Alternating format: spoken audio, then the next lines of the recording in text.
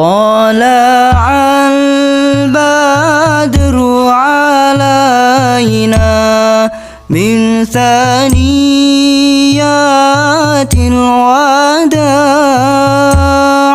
وجب الشكر علينا ما دعا لله داع.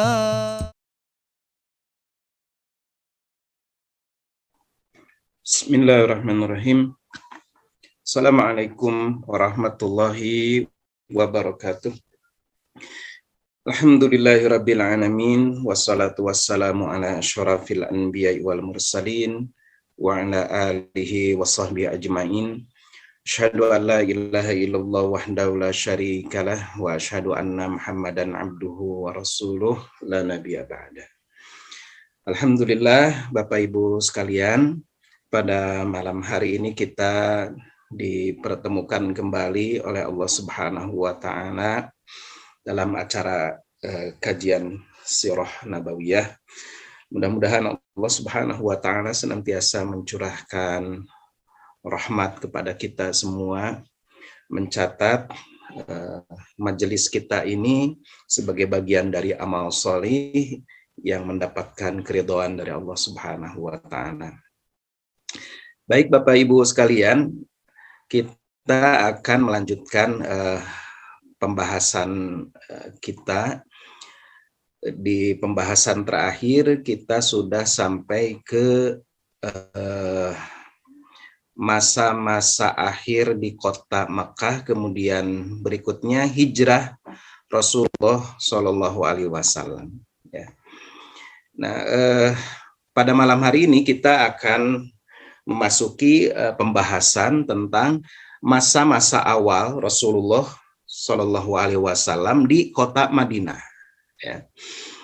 Nah, ini gambar yang nampak di layar, ya, Bapak Ibu sekalian. Ini adalah foto sekitar tahun berapa ini ya? Mungkin sekitar tahun 30-an ya. Madinah di tahun 30-an ya seperti ini. Ini ada bentengnya ya. Jadi setiap kota itu khas, ciri khas daerah-daerah di masa lalu itu, satu kota itu dia berada di dalam benteng, ya seperti ini gambarannya. Baik, Bapak Ibu sekalian, di pembahasan kemarin kita sudah mengetahui bagaimana Rasulullah SAW sebelum memasuki kota Madinah itu singgah terlebih dahulu di Masjid Quba ya, di Masjid Quba. Kemudian setelah itu beliau melanjutkan perjalanan dan kemudian masuklah ke kota Madinah, atau dulu masih disebut Yastrib ya, memasuki Yastrib. Pada saat itu Rasulullah Shallallahu Alaihi Wasallam disambut oleh kaum muslimin ya. Mereka melantunkan syair-syair ya, sambutan kepada Rasulullah SAW. Mereka juga memukul duf ya, rebana untuk menyambut Rasulullah SAW dengan penuh sukacita ya. Karena ya penduduk Madinah pada saat itu mereka begitu merindukan ya Rasulullah SAW. Mereka sering sekali mendengar kabar tentang Rasulullah, tapi belum pernah, ya kebanyakan dari mereka belum pernah melihat gitu ya bagaimana wajah Rasulullah Shallallahu Alaihi Wasallam. Diceritakan di dalam berbagai riwayat ya, di dalam buku-buku sirah itu bagaimana penduduk Madinah ini saling berebut ya ketika Rasulullah SAW datang ke Madinah itu memegang tali ya, kendali kendaraan beliau waktu itu ya. Jadi mereka ingin agar Rasulullah singgah di rumahnya, ingin Rasulullah itu tinggal di rumahnya ya. Pada saat itu Rasulullah SAW bersabda, da'uha fa innaha ma'murah, kata Rasulullah ya. Jadi biarkanlah unta ini berjalan ya, karena dia sudah diperintahkan di mana dia harus berhenti, kata Rasulullah ya. Nah, ternyata unta Rasulullah SAW waktu itu berjalan sampai akhirnya sampai di halaman ya Bani Adi bin Najjar ya. Lalu kemudian unta tersebut berhenti di hadapan rumah Abu Ayyub Al-Ansari. Ya, Abu Ayyub Al-Ansari yang nama aslinya ya Khalid bin Zaid. Ya, kita kenalnya Abu Ayyub Al-Ansari ya. Nama aslinya sebetulnya adalah Khalid bin Zaid begitu. Nah, Bapak Ibu sekalian, ini gambar menunjukkan ya tanda panah ini kurang lebih lokasi rumah Abu Ayyub di masa lalu ya. Jadi yang ditunjuk oleh panah ini yang kotak itu kurang lebih dulu lah itu di situ lokasi rumah Abu Ayyub Al-Ansari ya. Nah, kita Masya Allah ya Bapak Ibu sekalian, kita yang rindu ke Baitullah, rindu ke Makkah, Madinah, dulu ketika kita umroh atau haji ya, pasti pernah gitu menginjak lokasi itu ya. Ternyata itu adalah bekas-bekas atau lokasi rumah dari Abu Ayyub Al-Ansari gitu ya. Jadi banyak memang kita nih masyarakat muslim tidak mengetahui ya tentang ini. Sebetulnya di sini di sekitar ini banyak ya, ini lokasi rumah Utsman bin Affan, kemudian Abdullah bin Umar, kemudian di lokasi dekat Masjid Nabawi itu di dalam itu ada yang dulunya rumah dari beberapa sahabat kan gitu ya sebetulnya ya. Nah ini ya, ini lebih dekat lagi nih yang dilingkari oranye ini adalah tadi ya tempat yang tadi di mana Rasulullah berhenti ketika dalam perjalanan hijrahnya, berhenti di sini dan sempat tinggal di sini di kamar bagian atasnya, awalnya di kamar bagian atas gitu, di bagian bawah, kemudian pindah ke kamar bagian atas dari rumah Abu Ayyub Al-Ansari. Nah ini gambar sebelum pemugaran ya, sebelum perluasan Bapak Ibu sekalian ya, sebelum perluasan Masjid Nabawi. Nah ini yang dilingkari warna oranye ini adalah rumah Abu Ayyub ya, lokasi rumah Abu Ayyub yang tadi. Nah tapi kan sekarang sudah dipugar ya tempat-tempat di sekitar Masjid Nabawi ini untuk perluasan ya, untuk perluasan Masjid Nabawi ini. Mungkin foto sekitar tahun 60-an, 70-an lah ya, tahun 70-an ini kurang lebih. Nah ini lebih dekat lagi ya, walaupun gambar ini agak kurang jelas. Nah ini yang sebelah kiri ya, yang kubah putih itu ya, itu lokasi tepatnya rumah Abu Ayyub Al-Ansari di masa lalu ya. Nah ini orang berdiri ya tepat di lokasi rumah Abu Ayyub Al-Ansari, sedang berdoa ya, sedang membaca sholawat ya, mungkin ya. Itu ya lokasinya ya, lokasi tadi rumah Abu Ayyub Al-Ansari kelihatan. Itu ya Bapak Ibu sekalian, Masya Allah, mudah-mudahan kita diberikan rezeki oleh Allah Subhanahu wa Ta'ala bisa berkunjung lagi ya ke Masjid Nabawi, berziarah ke makam Rasulullah Sallallahu Alaihi Wasallam. Amin, Masya Allah. Nah, berikutnya Bapak Ibu sekalian, Rasulullah beberapa saat tinggal di rumah Abu Ayyub Al-Ansari. Kemudian setelah itu mulailah dibangun masjid. Ya, saya bacakan sebuah hadis sahih dari Sahih Ibnu Hibban. Fakana Rasulullah sallallahu alaihi wasallam yusalli haitsu adrakathu shalah. Jadi dulu itu sebelum ada masjid ya, Rasulullah Shallallahu Alaihi Wasallam itu sholat di mana saja beliau bisa melaksanakan sholat ya, karena belum ada tempat sholat khusus. Wa yusalli fi marabidil ghanam, bahkan Rasulullah itu sholat juga gitu di area kandang kambing ya. Tsumma innahu amara bibina il masjid. Kemudian setelah itu ada perintah ya, diperintahkan kepada Rasulullah SAW itu untuk membangun masjid ya. Ketika mendapat perintah dari Allah Subhanahu wa Ta'ala untuk membangun masjid, fa arsala ila mala'i bani Najjar, maka kemudian Rasulullah mengutus seorang utusan kepada Bani Najjar.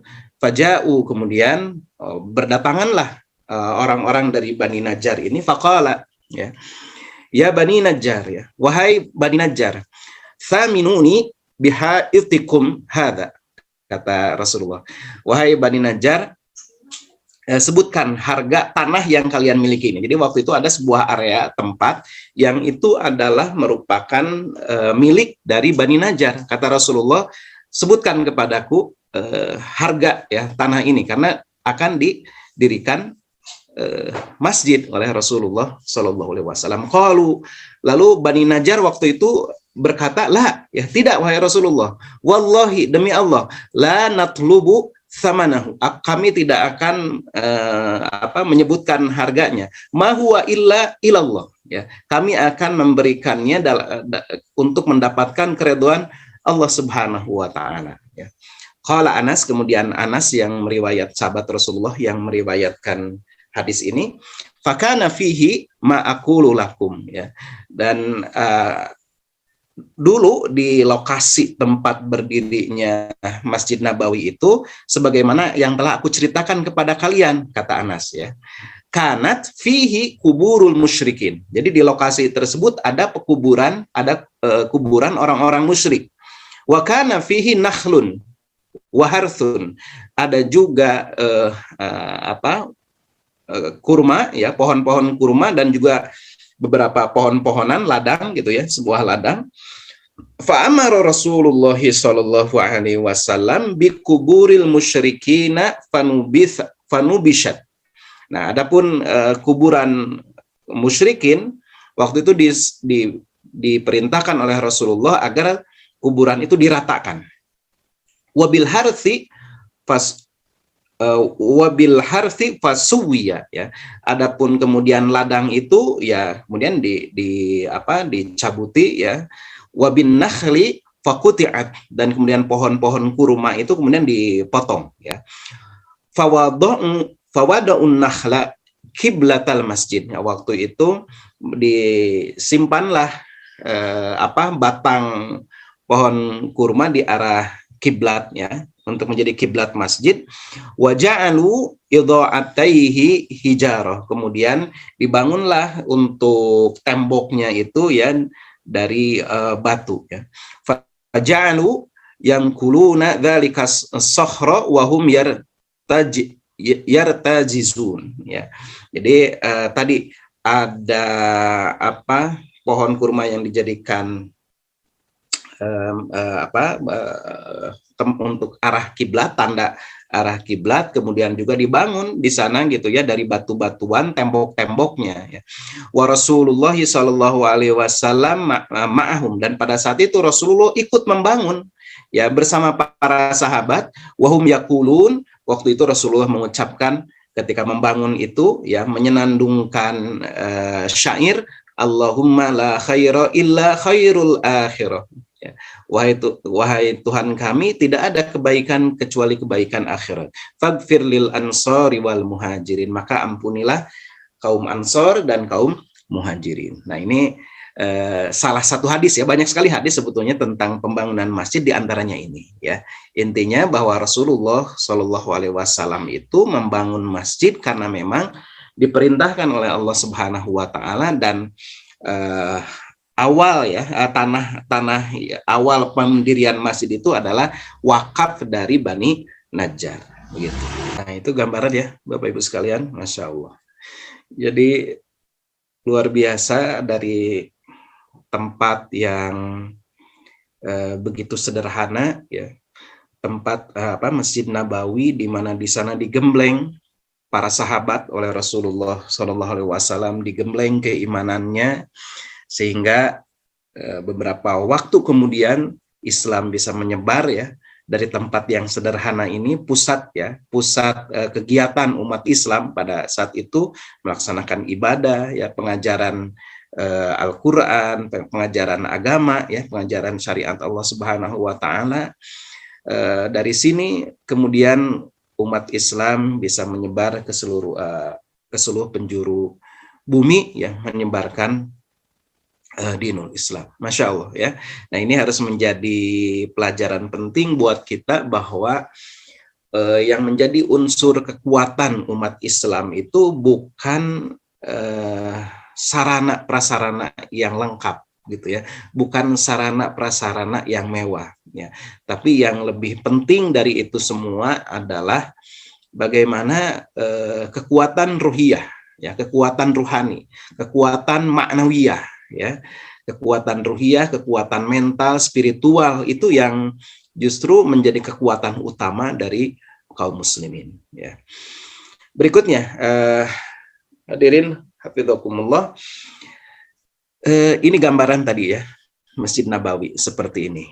Dan pada saat itu yang pertama kali dilakukan oleh Rasulullah SAW adalah penegakan iman dan takwa ya.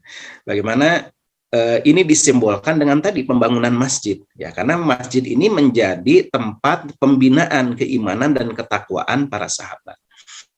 Kemudian juga yang dilakukan oleh Rasulullah untuk membina masyarakat Madinah pada saat itu adalah menegakkan soliditas, persatuan, persaudaraan di tengah-tengah masyarakat kaum muslimin ya.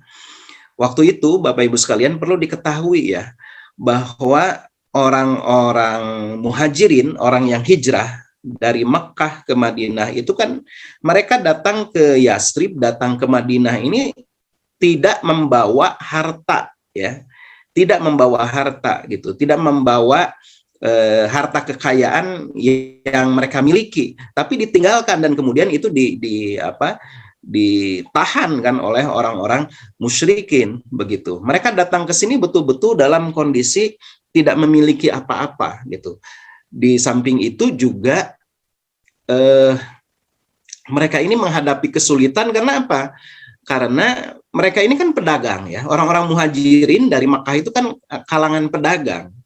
Sedangkan di Madinah ini adalah tanah kebanyakan mata pencahariannya itu pertanian dan mereka nggak mampu gitu ya. Orang-orang Quraisy itu ya, orang-orang muhajirin Quraisy itu untuk bekerja sebagai petani. Maka yang dilakukan oleh Rasulullah untuk menanggulangi ya kesulitan yang dihadapi oleh orang-orang muhajirin adalah dengan mempersaudarakan ya, si A dipersaudarakan dengan si B, si C dengan si D, si E dengan si F. Untuk apa? Untuk ditanggung ya, ada takaful gitu.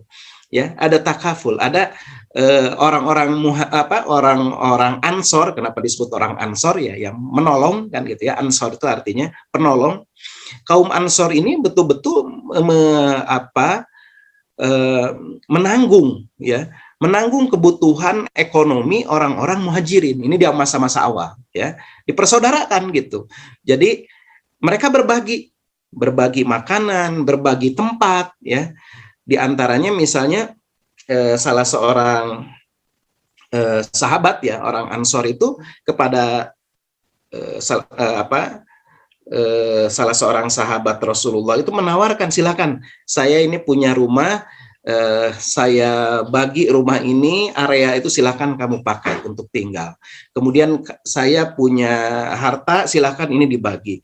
Kemudian bahkan gitu ya, ada di yang ekstrimnya gitu, ada di antara mereka ini, saya punya istri, kalau kamu mau gitu ya, silakan kamu pilih gitu ya. Seperti itulah, saking ininya ya orang waktu itu gitu. Tapi sahabat Rasulullah SAW itu dia tidak haji mumpung ya. Dia hanya mengatakan, tunjukkan kepada saya di mana pasar ya, kata sahabat Rasulullah itu. Sampai akhirnya dia itu Abdurrahman bin Auf ya. Abdurrahman bin Auf itu dia datang ke pasar, dia mulai mencoba berjualan dan sampai akhirnya memang menjadi seorang, bahasanya apa ya kalau sekarang, konglomerat begitu ya pada akhirnya nanti itu ya. Itu jadi ada membangun soliditas. Kemudian yang ketiga juga Rasulullah itu mengadakan konsensus bersama ya dengan orang-orang non muslim yang saat itu hidup di Madinah, di Yastrib. Karena ketika Rasulullah datang ke sana itu justru masih ada ya orang-orang musyrikin, jumlahnya lebih banyak gitu ya, orang musyrikin, orang Yahudi, kemudian sebagian kecil ada orang yang beragama Nasrani gitu di sana itu.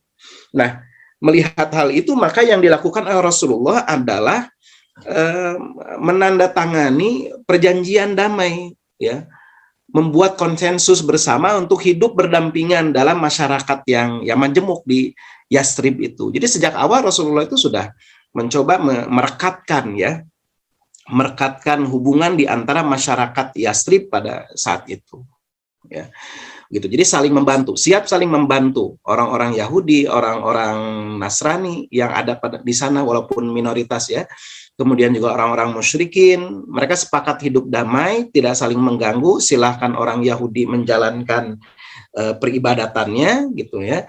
Tapi ya namanya dakwah tetap berlangsung ya. Jadi dialog antara kaum muslimin dan orang Yahudi ya tetap berlangsung, tetapi untuk tidak ada paksaan di dalam memasuki agama Islam gitu. Kemudian juga Rasulullah di Madinah ini yang dilakukan adalah membangun pasar ya. Jadi ketika melihat kondisi, karena tidak bisa seterusnya kan orang-orang muhajirin ini ditanggung gitu ya oleh masyarakat Madinah, oleh kalangan Ansor, maka Rasulullah Shallallahu Alaihi Wasallam itu kemudian membangun pasar, ya, membangun pasar di Madinah. Beliau memilih tempatnya sampai akhirnya dibangunlah pasar ya, yang saat ini kalau untuk lokasinya ya saat ini kurang lebih di area dekat pekuburan Baqi itu, di situ ya. Itu dulu bagian luar kota Madinah gitu, bagian pinggiran kota Madinah, sehingga orang kalau dari luar negeri itu atau para pedagang datang itu tidak mengganggu aktivitas masyarakat yang ada di dalam kota Madinah ya. Jadi kota Madinah itu kan kurang lebih luasnya dulu ya di zaman Rasulullah itu luasnya itu ya kurang lebih sama dengan area kompleks Masjid Nabawi saat ini begitu. Jadi area pekuburan Baqi itu adalah area luar kota, pinggiran kota gitu dulu itu ya. Nah, kemudian yang dilakukan oleh Rasulullah juga adalah mulai mempersiapkan kekuatan militer. Jadi ada syariah yang atau pasukan-pasukan kecil, batalion-batalion yang dibentuk oleh Rasulullah SAW untuk tadi menjaga, untuk mewujudkan pertahanan dan keamanan. Karena kan Madinah ini dilewati oleh kaum pedagang, ya, kaum pedagang termasuk Quraisy gitu. Orang-orang Quraisy itu kalau mau berdagang ke Syria atau ke Syam, ya, mereka itu pasti akan melewati Madinah. Nah, disinilah keuntungan strategis dari kaum muslimin pada saat itu. Jadi mereka berusaha memotong jalur perdagangan orang-orang Quraisy. Ya, mereka melakukan seperti itu kan memang suasananya kan suasana perang kan ya, perang antara dalam arti tanda kutip ya, mereka ini sudah merebut harta kekayaan milik umat Islam gitu yang ada di Mekah. Maka mereka diganggu oleh kaum muslimin sehingga mereka harus kalau mau berdagang itu, kalau mau menghindari ya terpaksa harus mencari jalur yang lebih jauh ya. Nah, ini yang dikhawatirkan oleh orang-orang Quraisy sebelum terjadinya peristiwa hijrah ya. Itu makanya orang-orang yang akan hijrah itu mereka pergi itu sembunyi-sembunyi gitu. Kemudian juga dihalang-halangi ya orang yang akan hijrah itu, karena ini yang dikhawatirkan. Kalau ini jadi kaum muslimin ini hidup di Madinah, maka keuntungan strategisnya itu tadi gitu. Mereka bisa mengganggu jalur perdagangan orang-orang Quraisy begitu ya. Nah, sehingga nanti saya tidak akan ceritakan ya, ada beberapa bentrokan-bentrokan kecil ya, pasukan-pasukan kecil antara pasukan kecil kaum muslimin dengan kafilah dagang dari orang-orang Quraisy ya. Ada beberapa bentrokan-bentrokan. Nah, Bapak Ibu sekalian, tahun 2 Hijrah ya, tahun 2 Hijrah atau tahun 624 Masehi, setelah ada bentrokan-bentrokan kecil, terjadilah ya perang Badar.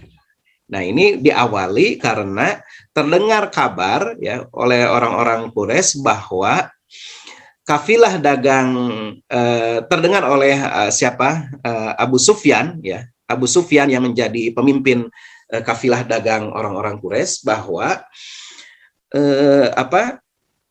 orang-orang Madinah, kaum muslimin Madinah ini akan mencegat kafilah dagang Abu Sufyan. Maka Abu Sufyan segera mengutus ya seorang kurir ya, namanya Dhamdham ibnu Amr al-Ghifari, untuk menyampaikan berita, meminta bantuan kepada orang-orang Quraisy ya untuk mengamankan kafilah dagangnya, begitu. Nah ini tadi ya, ini area ini apa, Badar ya, tempat terjadinya peperangan. Nanti ada ya videonya. Nah ternyata ketika sudah dikirim kurir, ternyata Abu Sufyan ini bisa menghindari kejaran, bukan menghindari kejaran, menghindari kaum muslimin gitu. Jadi Sariyah yang waktu itu sekitar, atau pasukan yang waktu itu sekitar 315 orang itu belum sempat mencegat kafilah dagang ini, tapi kafilah dagang Abu Sufyan ini keburu bisa selamat gitu, sudah selamat melewati dan kemudian menuju ke Makkah gitu. Tapi Abu Sufyan Abu Jahal ya, Abu Jahal waktu itu bersikeras, dia sudah menyiapkan pasukannya dan bersikeras, udah kalau kata orang Sunda udah kagok ini gitu ya, udah kagok menyiapkan pasukan, udah aja lah sekalian kita hantam saja orang-orang Islam itu ya, supaya mereka tidak mengganggu jalur perdagangan orang-orang Quraisy. Jadi tetap akhirnya gitu ya, walaupun sudah selamat tadi Abu Sufyan, tetapi Abu Jahal ini bersikeras ya, untuk melanjutkan perjalanan supaya dia bisa memerangi kaum muslimin. Nah sampai akhirnya kemudian pasukan Quraisy ini bergerak sampai kemudian tiba di lembah dekat Badar. Ya. Nah waktu itu Rasulullah Shallallahu Alaihi Wasallam kan tidak berniat perang tadinya gitu, hanya sekedar mencegat saja gitu. Maka bermusyawarahlah Rasulullah SAW saat itu, Miqdad ibnu Amr dari kalangan muhajirin memberikan masukan agar lanjutkan saja untuk berperang gitu ya. Nah waktu itu Sa'ad bin Mu'adz dari kalangan Ansor pun menyatakan, ya Rasulullah jangan ragu-ragu, udah siapkan saja, kita lanjutkan saja menghadapi orang-orang Quraisy. Dan kemudian Rasulullah melakukan kegiatan mata-mata sehingga diketahuilah bahwa jumlah pasukan Quraisy waktu itu sekitar 1.000 orang. Sedangkan jumlah kaum muslimin 315 orang ya, kurang lebih. Nah, disinilah gitu. Tergambar bagaimana kaum muslimin itu sudah demikian kalau dari sisi jumlah kalah gitu ya, dari sisi jumlah kalah. Dan mereka ini bayangkan gitu, mereka pergi itu bukan untuk berperang, bawa senjata seadanya, tiba-tiba dipertemukan oleh Allah Subhanahu wa taala dengan pasukan yang akan menyerang mereka ya. Wa idh ya'idukumullahu ihda ta'ifataini annaha lakum wa tawadduna anna ghayra dhati syaukati takunu lakum ya. Dan ingatlah ketika Allah menjanjikan kepadamu bahwa salah satu dari dua golongan yang kamu hadapi adalah untukmu. Jadi dua golongan itu maksudnya kafilah dagang Abu Sufyan, satu lagi adalah pasukan Quraisy ya. Nah, wa tawadduna anna ghayra dhati syaukati takunu lakum. Kamu menginginkan, kamu berhadapan dengan pasukan, dengan orang-orang yang tidak golongan yang tidak mempunyai kekuatan senjata gitu. Wa yuridullahu ayyuhiqqal haqqa bikalimatihi wa yaqta'a dabirul kafirin. Tapi Allah menghendaki untuk membenarkan yang benar dengan ayat-ayatnya dan memusnahkan orang-orang kafir. Tapi Allah menghendaki terjadi peperangan ya, untuk siraul wujud. Ini pertempuran eksistensi. Jadi Allah berkehendak terjadi peperangan itu, dan memang hikmahnya adalah setelah peperangan ini umat Islam itu menjadi eksis. Umat Islam itu menjadi diperhitungkan. Maka ini disebut dengan siraul wujud. Ini adalah pertempuran eksistensi, begitu ya, pertempuran eksistensi. Nah, sebelum perang Badar, Khabbab, ya, sahabat Rasulullah SAW mengusulkan kepada Rasulullah untuk menempatkan pasukan di dekat sumber air, lalu menggali ya sumur-sumur agar pasukan memiliki persediaan air. Sedangkan Quraisy dia tidak memperoleh persediaan air gitu. Nah, ini awalnya Khabbab itu mengusulkan kepada Rasulullah ya. Setelah Rasulullah memilih tempat yang lain, kata Khabbab, ya Rasulullah, apakah tempat ini adalah perintah dari Allah menempatkan pasukan ini, ataukah ini adalah strategi? Kata Rasulullah, ini strategi saja, strategi pribadi saya. Kata Khabbab, ya Rasulullah, kalau begitu ini sebetulnya tempat yang kurang tepat ya. Lalu diusulkanlah ini ya untuk menempatkan pasukan di dekat sumber air dan menggali sumur-sumur agar pasukan memiliki persediaan air. Nah, sebelum meletusnya peperangan, pasukan kaum muslimin ini, Bapak Ibu sekalian, merasakan kepercayaan yang kuat. Nah, ini ditakyid ya, didukung oleh Allah Subhanahu wa taala, muncul kepercayaannya. Bayangkan 315 bawa senjata seadanya, tadinya tidak berniat perang, ya, tiba-tiba berhadapan dengan pasukan yang jumlahnya hampir 3 kali lipat lebih gitu ya, melawan 1000 gitu. Tapi Allah Subhanahu wa taala meneguhkan ya, meneguhkan hati kaum muslimin. Mereka bisa beristirahat dengan tenang di malam hari itu. Kemudian turun hujan rintik-rintik yang membuat udara itu sejuk dan nyaman bagi mereka. Jadi sementara sebaliknya orang-orang Quraisy itu ketika kaum muslimin beristirahat, mereka sedang minum-minum ya, minum-minum selebor gitu ya, minum-minum, makan makanan yang banyak gitu kan, seperti makan daging unta ya, mereka itu gitu sampai larut malam gitu. Sedangkan kaum muslimin dalam keadaan kondisi yang kuat, prima gitu, karena bisa beristirahat dengan tenang dengan tadi turun hujan rintik-rintik ya, yang membuat udara itu terasa sejuk, terasa nyaman begitu. Nah, ini disebutkan di dalam Quran surat Al-Anfal ya. Ingatlah ketika Allah menjadikan kamu mengantuk sebagai suatu penentraman daripadanya, dan Allah menurunkan kepadamu hujan dari langit untuk menyucikan kamu. Dengan hujan itu menghilangkan dari kamu gangguan-gangguan syaitan, dan untuk menguatkan hatimu dan memperteguh dengannya telapak kakimu. Nah, ini ya, wa yutsabbita bihil aqdam. Jadi luar biasa ini ya. Memang ditolong oleh Allah Subhanahu wa taala kaum muslimin itu ya. Sedangkan kalau orang-orang Quraisy sudah merasa yakin akan menang, karena apa? Jumlah mereka lebih banyak.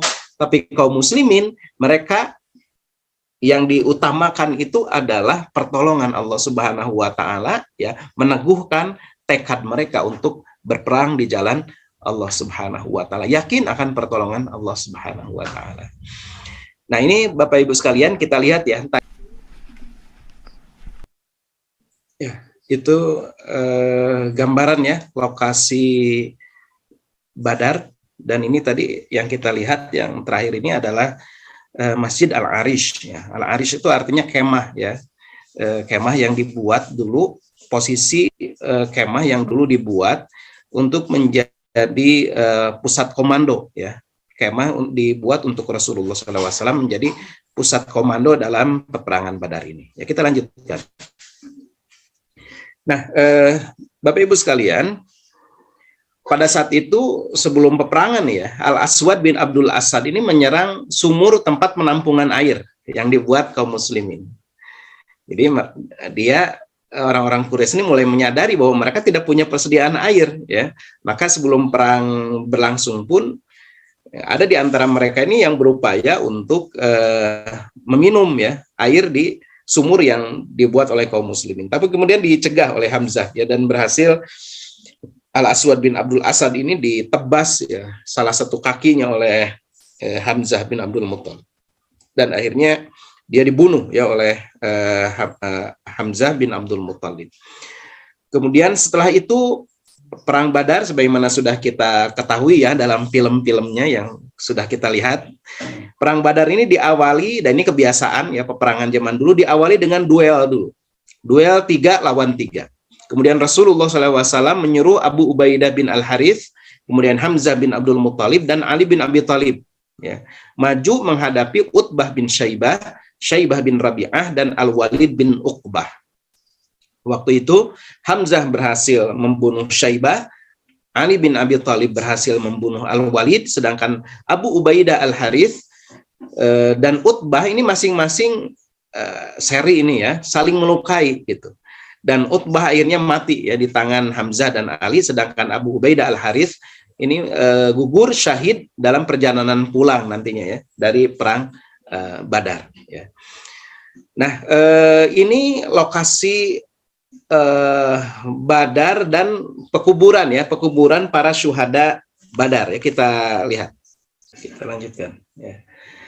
Nah, di sini di dalam peperangan Badar ini sebagaimana diceritakan dalam Quran surat Al-Anfal ya, ayat 9 sampai ayat 10, bagaimana Rasulullah SAW memohon pertolongan kepada Allah, beristighosah.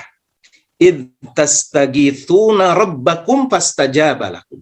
Ingatlah ketika kamu beristighosah, memohon pertolongan kepada Tuhanmu, fastajaba lakum. Kemudian Allah memperkenankannya bagi kamu, bagi kalian. Anni mumiddukum bi alfin minal malaikati murdifin. Kemudian sungguh aku akan mendatangkan bala bantuan kepada kamu dengan 1000 malaikat yang datang berturut-turut. Ya, wa ma ja'alahu Allahu illa busyra walitatma'inna bihi qulubukum wa man nasru illa min indillahi innallaha azizun hakim. Ya. Dan tidaklah Allah menjadikan bala bantuan itu datang melainkan sebagai busyra, sebagai kabar gembira, walitatma'inna bihi qulubukum, dan kemudian untuk menjadi penentram ya hati kalian. Dan Allah menegaskan wa man nasru illa min indillah ya, kemenangan itu datang dari sisi Allah karena pertolongan Allah, bukan karena kekuatan kalian. Kalian itu lemah, jumlah kalian hanya 315, senjata seadanya. Maka Allah menegaskan dalam ayat ini wa man nasru illa min indillah ya. Dan kemenangan itu hanyalah dari sisi Allah. Innallaha azizun hakim. Allah Maha perkasa lagi Maha bijaksana. Ayat ini menjadi pelajaran sekali lagi bagi kita semua bahwa sepanjang sejarahnya umat Islam itu tidak pernah memperoleh kemenangan kecuali karena pertolongan Allah Subhanahu wa taala, karena kekuatan ruhiyah dan ma'nawiyahnya. Tentu saja harus disiapkan ya, sarana dan prasarana harus dipersiapkan, tetapi tidak hanya mengandalkan sarana dan prasarana. Itu pelajarannya buat kita ya dalam setiap pertarungan perjuangan begitu. Nah, ini yang tadi saya sebutkan ya, lokasi pekuburan dari syuhada Badar ya, kita lihat. Nah, di perang Badar ini Bapak Ibu sekalian, Abu Jahal tewas ya. Abu Jahal berhasil dibunuh oleh 2 orang pemuda, sebetulnya bukan pemuda lah, remaja ya, karena umurnya baru berapa belas tahun gitu ya. 2 orang remaja yang bernama Mu'ad bin Amr al-Jamuh dan Mu'ad bin Arfa ya. Kemudian setelah berhasil ditumbangkan, dieksekusi oleh Abdullah bin Mas'ud ya. Nah, ini pemimpin Quraisy tewas dalam peperangan itu, totalnya itu ada 70 orang. Ya. Kemudian setelah itu juga ada 70 orang yang ditawan. Jadi 70 orang tokoh gugur, kemudian 70 orang tokoh ditawan. Ya. Semua mayat dikuburkan, dan pada tengah larut malam Rasulullah SAW menuju ke pekuburan musyrikin itu, dan kemudian Rasulullah berkata, wahai penghuni Khalid, hai Utbah bin Rabi'ah, hai Syaibah bin Rabi'ah, wahai Umayyah bin Khalad, wahai Abu Jahal bin Hisham, bukankah sekarang kalian telah menyaksikan kebenaran yang dijanjikan Allah kepada kalian? Aku telah menerima kebenaran janji Allah yang telah diberikan kepadaku. Ya. Nah, ini Abu Jahal ya tewas dalam peperangan ini, orang yang selama ini menentang dengan sangat keras ya. Abu Jahal, Abu Lahab kan ya. Nah, Abu Jahal ini berhasil terbunuh di dalam peperangan Badar ya.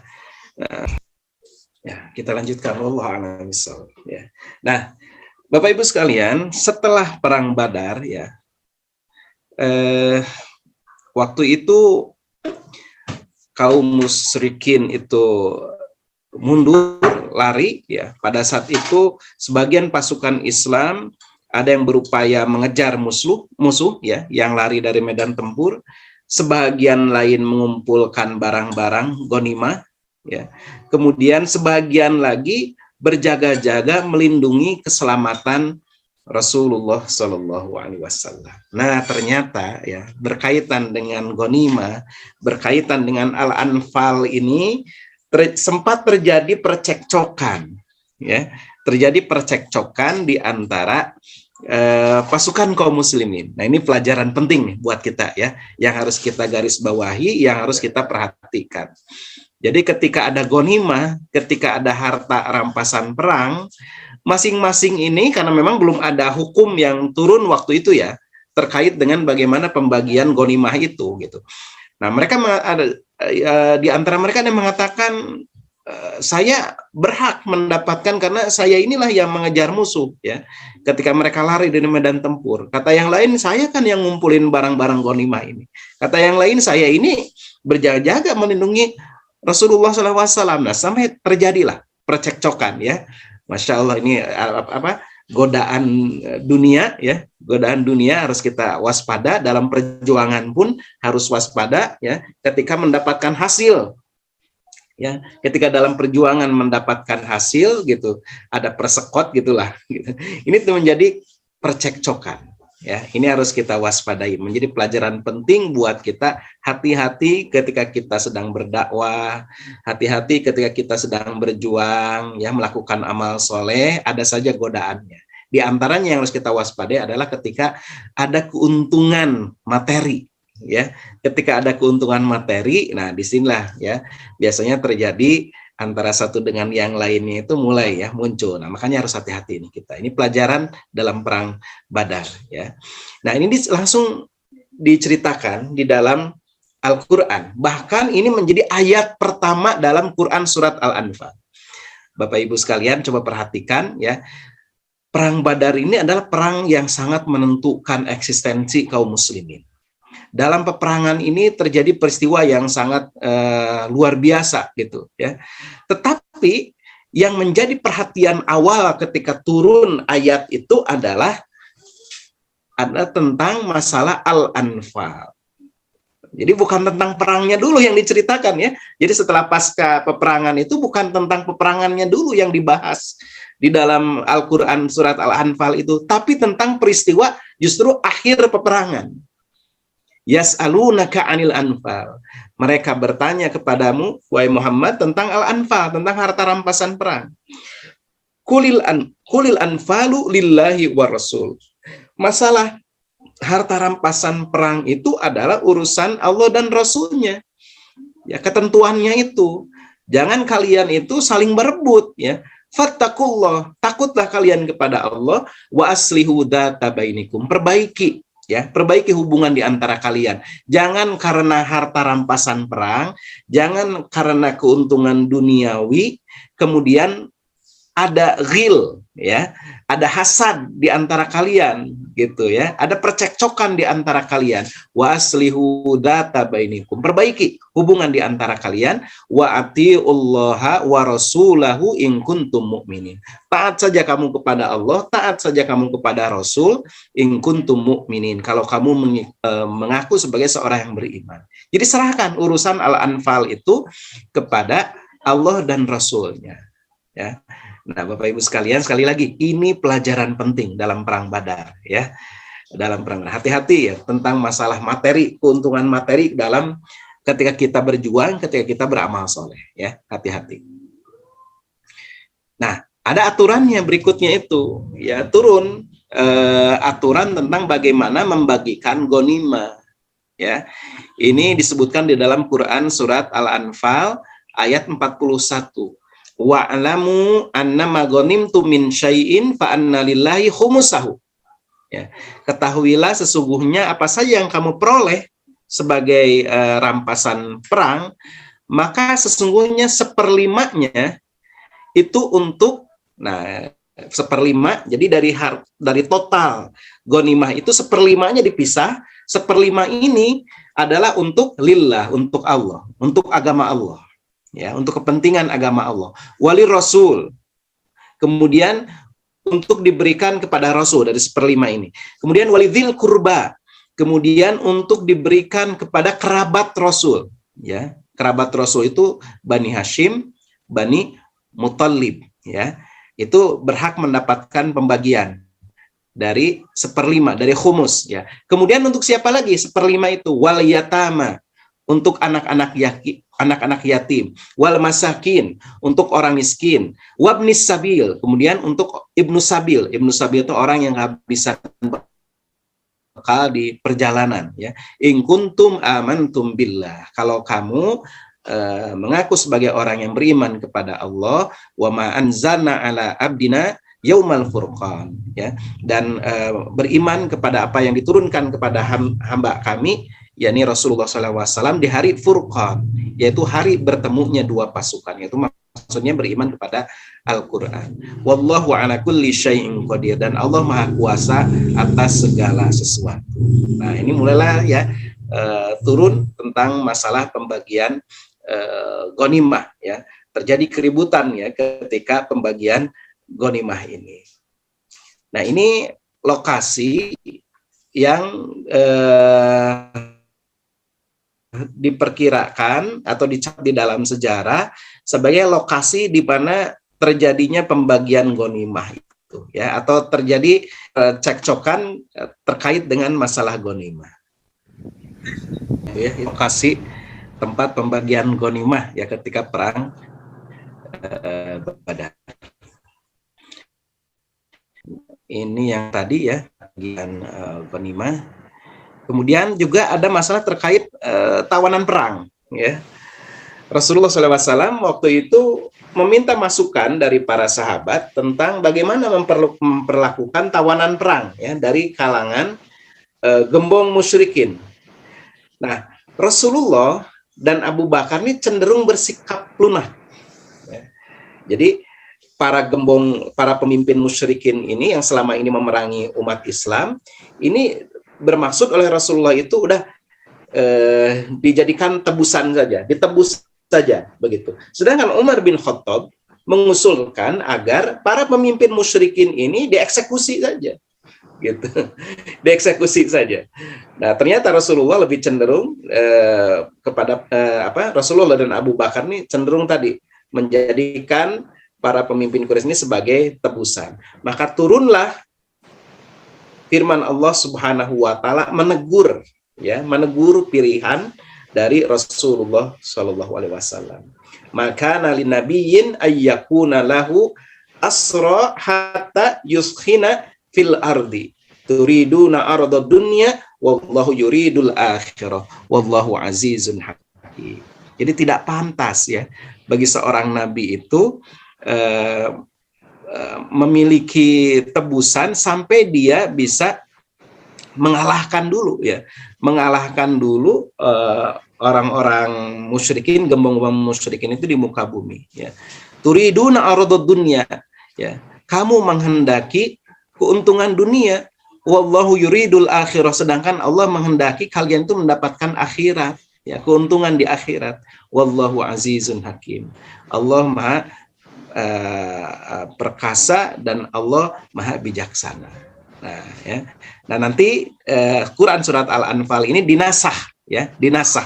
Nasah itu artinya hukumnya itu kemudian dihapus setelah turunnya Quran surat Muhammad ayat keempat, yang berikutnya karena situasi dan kondisinya sudah berubah memperbolehkan, ya, kaum muslimin meminta tebusan untuk membebaskan tawanan perang, gitu. Tapi pada awalnya dilarang karena ini kan masa-masa awal, gitu, masa-masa awal, dan kaum muslimin ini belum kuat, gitu, pada saat itu, ya.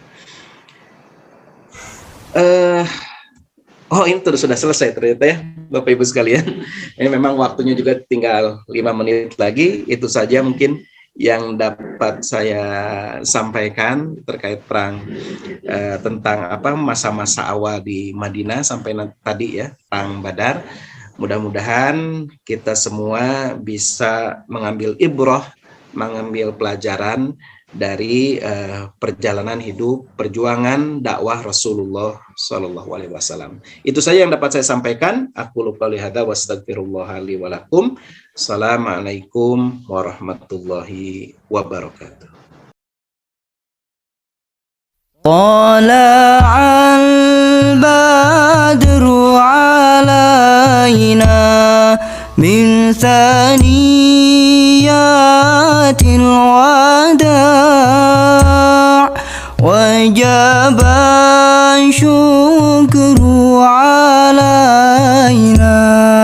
ما دعا لله داع